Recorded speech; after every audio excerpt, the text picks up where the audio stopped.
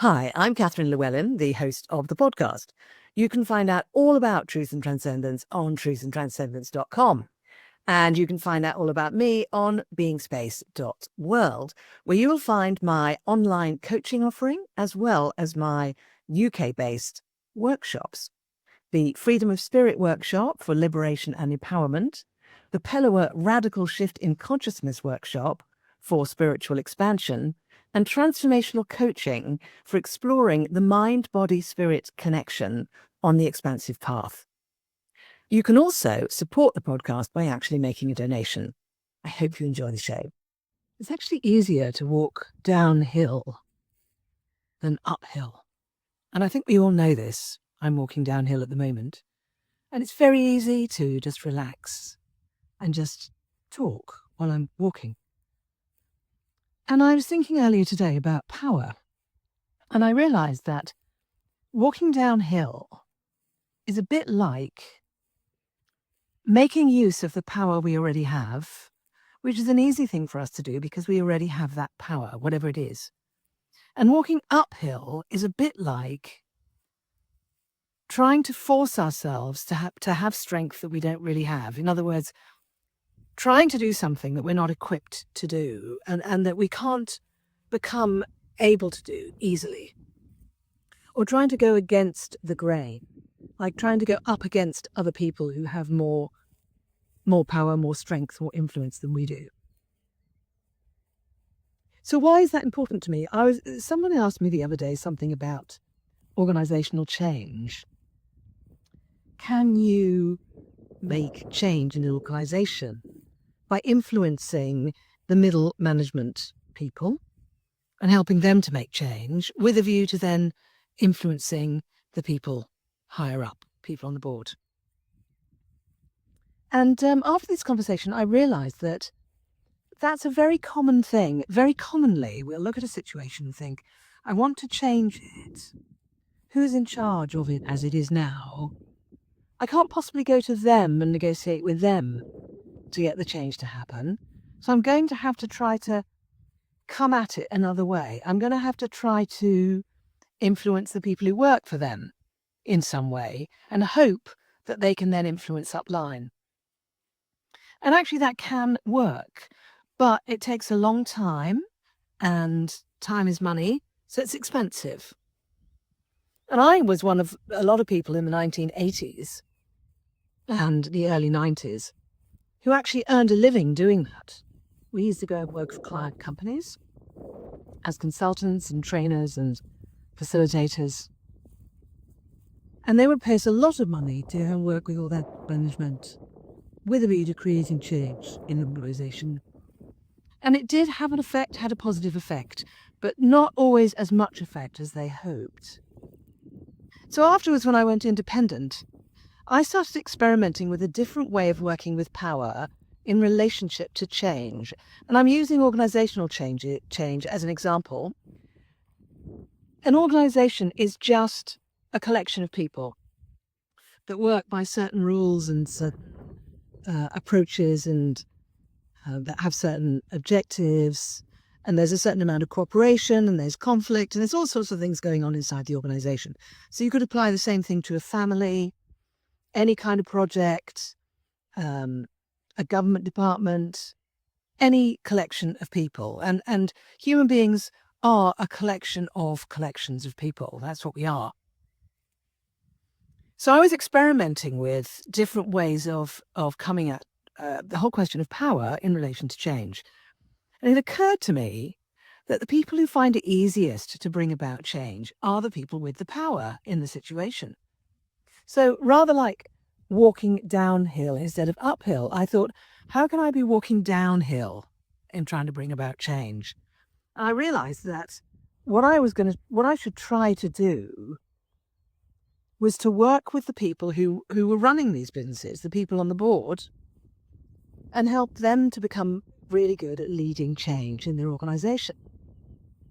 Because they've got the power in that organisation, they can bring that power to bear in the organisation, and it's more likely to have a more powerful effect than if I'm working for the people who report to those people who are then trying to influence upline. because people don't like to be influenced upline. They just don't like it. People want to feel that they are choosing the change that's happening. And that's completely natural. It's part of our design, part of who we are, and it's part of what's helped us to survive through however long it is we've survived as a species. We need to feel that we are in charge of our destiny. We need to feel that we are making our own choices. So I thought, okay, how can I do that? And again, I was having conversations with people about how do you make people want to change? How do you make people want to lead change? How do you make people want to support their people? And I thought, that sounds like quite a battle. So instead, I started looking for people who already wanted to do those things. And I found them. I looked for the right people for me to invest my energy into, the kind of people who already had the sorts of objectives I felt I could get behind. So what I was doing there, I was being very, very careful and discerning about where I was going to put my energy and where I was going to lend my own power, my personal power, my skills, my energy, my motivation.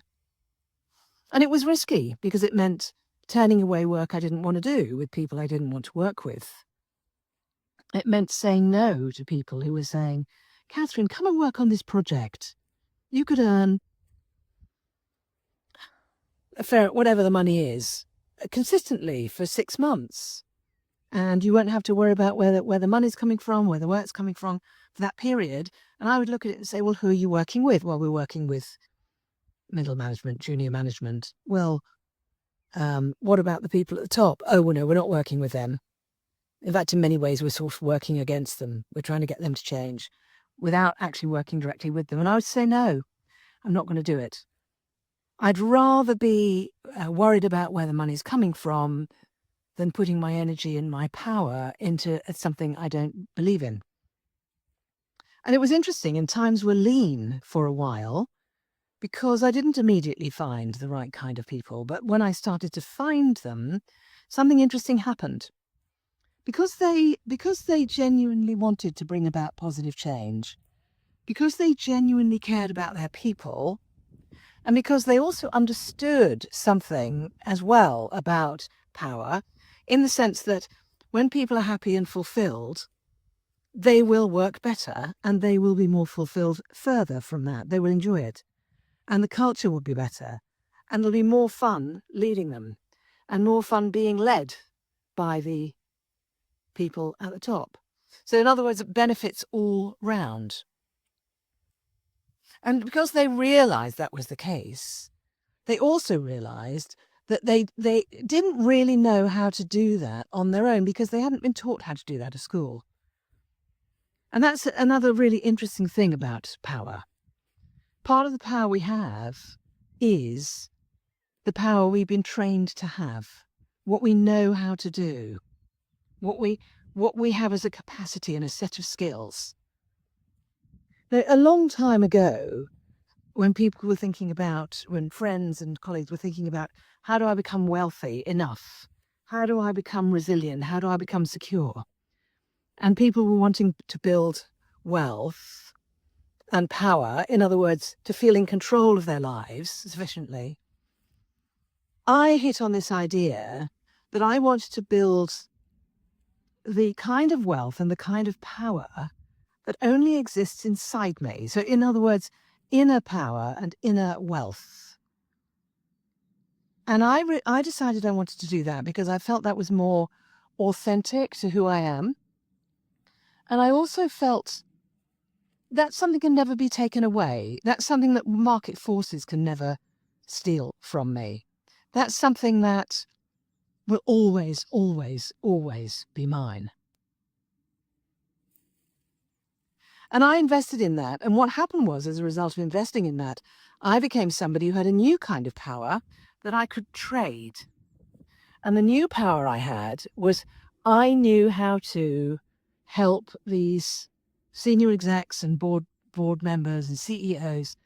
I knew how to help them become better leaders. and how to help them be more happy and satisfied in every area of their lives, and how to lead their organisation in a humane, balanced way, and in such a way that they would get better results on the bottom line. I knew how to do it. And they knew this. So I had a power in that. I had the power to say, no, I won't work with you, or yes, I will. I had the power to negotiate decent compensation for my work. And I had the power to say, yes, I'll work with you if you are also in the work with everybody else. So I was trading the power I had in exchange for them bringing to bear the power they had for a mutually desirable, positive result. And it was very satisfying and fulfilling. And I feel like I did a lot of good, and the clients I worked with felt like they did a lot of good. So how does this apply to somebody who doesn't happen to be a management consultant or a trainer or a facilitator? How this applies is to look at yourself and say, what is the power I already have? What are it's not just about skill set, it's about inner personal resources. It's about our capacities, our energies, our qualities, our virtues. What's the power that I have? What's the strength I have within me? What is it I'm trying to help bring about in the world? Who are the people who have a lot of power and influence in relationship to those things I'm trying to bring about? And rather than saying, how do I get those people to give away their power, to give their power to me, instead of saying those sorts of things, instead saying, how do I find the people who've got the same sort of objectives that I do? How do I find the people where I would like to work with them? Where that's where I want to place my energy and my passion and my skills. How do I find those people? And when I find those people, how do I bridge from me to them? How do I connect with them on a level that's nothing to do with the fact they have more power than I do in certain areas? How do I connect with them as humans? How do I create a connection such that I can then negotiate with them? What do I want to offer? What do I want to ask from them in return? Which will probably be partly money, but it will be other things as well. There'll be other things that they can bring to the party. It's not just a straight money trade. And then how can we, through doing that, help use the power they have, the power I have, together to bring about something really good? And am I prepared to walk away from the people who are serving something I don't believe in? Am I prepared to let go of putting my energy into things I don't believe in? And I appreciate this can be very hard if we're in a situation where we have a lot of responsibilities and we have high costs, we may have debts. All of that makes this more difficult. But equally, it's always possible, isn't it, to say, what can I let go of? How can I live more simply? How can I streamline my life such that I've got more control over my choices? How can I do that? And do I want to do that? Years ago, when we used to watch the early TV shows and movies with people like Batman and Superman, there was always someone saying, are you using your powers for good? And a lot of people these days think that power equals greed and selfishness and using our powers for ill, which is just not true. It doesn't equal that. Sometimes there's a correlation. There may be a causation sometimes. I don't know. But power on its own is actually neutral in a moral sense. It's neutral. There are powerful people who are really not very nice people, and there are powerful people who are beautiful, kind, loving, generous people. And the same for people who don't experience having much power. So can we take a moment and look at our lives and say, how happy am I with how I'm working with my own power and how I'm relating with power that other people have. How creative am I being? How honourable am I being? How much in alignment with myself am I being? Am I prepared to let go of some of the things that I am hanging on to that aren't in alignment for me? Am I willing to notice which things I'm doing really are in alignment with me and actually really commit myself to those? Give that my all. Am I ready to do that? Am I prepared to do that? Am I willing to cope with people around me having a problem with me doing that? Do I have the right people around me? These are powerful questions that are always worth asking periodically in our lives. I've probably asked myself these questions repeatedly over the decades. And sometimes I've had to let things go, and other times it's been time to double down on what I'm doing and say, yes, I am on the right path. It may not be working properly yet. There may be no money in it at the moment. It may be difficult for me. I may feel I'm working really hard. I may feel anxious. But if it's in alignment and I'm using my powers for good in my own terms, and I'm seeking out and engaging with people who want to use their powers for good in their terms, but in a way where what we're both interested in is in alignment, I'm happy. And ultimately, that's more important than how many TVs I've got, how many cars I've got, how many homes I've got overseas. So thank you for listening. And you will find all of the Truth and Transcendence episodes on truthandtranscendence.com. And you are welcome to get in touch, ask any questions, and you're also welcome to actually make requests for solo episode topics. I hope you enjoyed this episode. Have a great week. See you next time. I hope you enjoyed this week's episode. It really helps if you give a thumbs up, a 5-star rating, a review, and share with your friends. If you're looking for transformational coaching or an intensive transformational weekend workshop experience, I can help with that. You can actually help the show by making a donation. Until next time, take care.